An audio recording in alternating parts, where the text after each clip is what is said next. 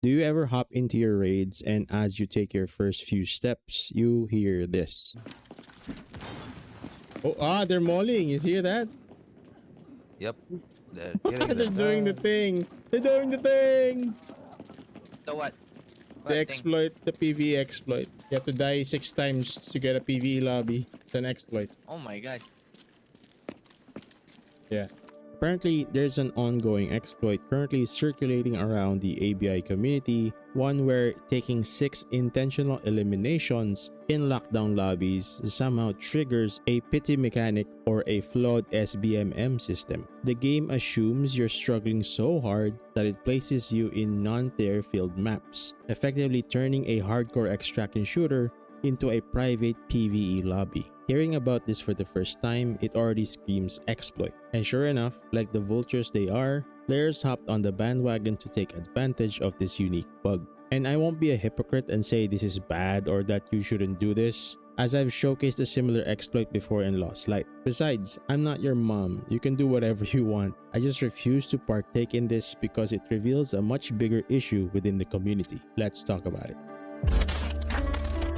Whenever I do my recordings, I tend to team up with GigaChads in NA or EU servers and tank over 200 ping just to be able to play properly. But recently, I found GearUp, a safe-to-use app that reduces my ping around 20 to 40 ms locally and around 30 to 50 ms for cross-region play. Added with their anti-pocket loss feature, my gameplay felt more smooth and consistent no matter the host. Do not worry though, this app is completely legal and a lot of well-known creators and gaming brands already use GearUp. It also has an ongoing collaboration with Arena Breakout Infinite and is one of the highest rated tools on Trustpilot. To use it, simply just open the app, select Arena Breakout Infinite, click Boost, launch the game, and you're good to go. If you're on weaker hardware or sometimes deal with unstable internet, this can really help smooth things out. They're offering free trials for more premium features and you can use code LZY to try it out for yourself. Clearly, this is a bug, or if it was intended, it's a very much flawed design. From what I understand, this mechanic serves as a safety net to prevent players from spiraling into bankruptcy. But to the community, this only spells one thing: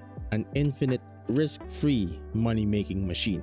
And I understand the broke boys taking this road. They have a reason to be there. It's just weird when the Giga Chads or the no-touch grass boys actually partake in it too. They already have the money, so why are they doing this? It's just tedious and time-consuming, and they could technically make 3 times the money and even faster in a Forbidden Zone raid.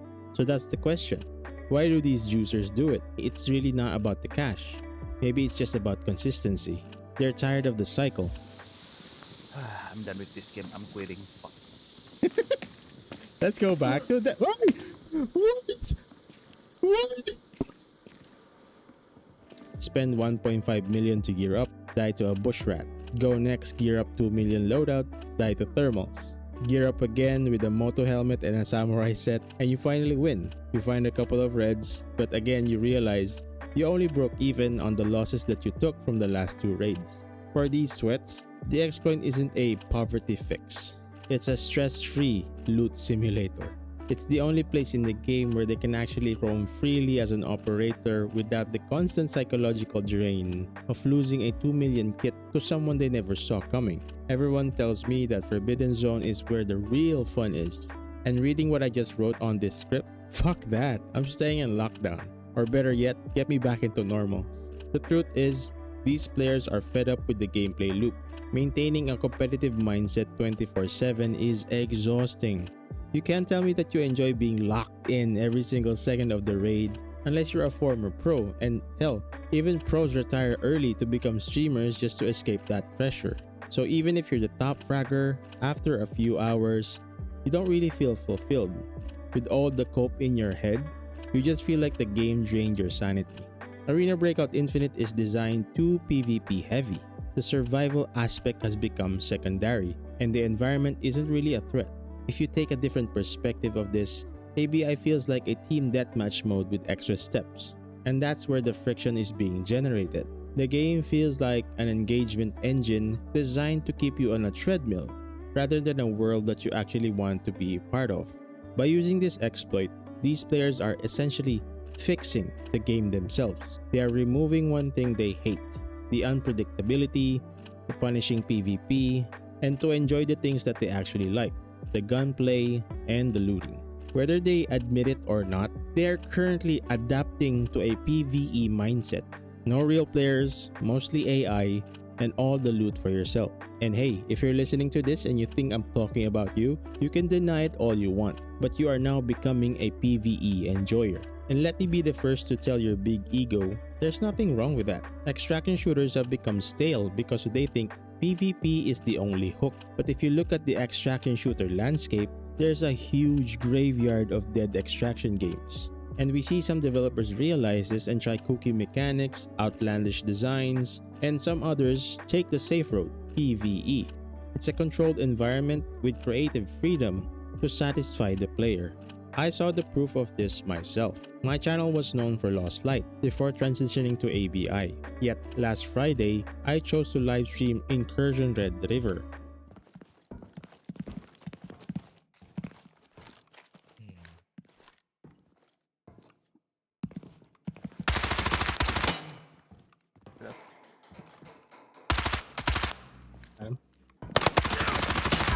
I'm dead. I'm dead. A hardcore PvE co-op extraction shooter. And I went in thinking, no one would watch this. And usually my average view count after every stream is around 200 plus. But when I ended that Incursion Red River stream, I was over 300. So yeah, a bit surprising. And going back on it today, that same stream now has over 1,300 views. And that's 6 times my usual reach. And that statistical spike really speaks so much volumes. It shows that players are hungry for something different. They're tired of the Chinese slop shooters that offer an enticing book cover but only have a few pages of actual substance. People play ABI because it's free, and there's nothing better right now. Not sure if you guys know this, but Tencent really capitalized on Escape from Tarkov's failure. After the Unheard edition, more fun studios backed by Tencent decided to deliver a QOL-rich, and whether you admit it or not, a blatant copy of PSG's game. And a bit of background, being an Asian gamer, I grew up with no choice but to play these Chinese developed games. I've seen them dangle flashy graphics in your face, while at the same time using dark patterns of monetization to eye your wallet. And if you're already tired of the free-to-play, heavily monetized slop that these Chinese devs or publishers make, just imagine how I feel. And I don't know if this exploit will be fixed. Rumors say that this exploit originated from the Chinese community, which usually means the devs are already watching, given that they have biased attention to that crowd. And the word is that the Chinese community is actually pretty angry, which might be influencing these weird updates that nobody asked for.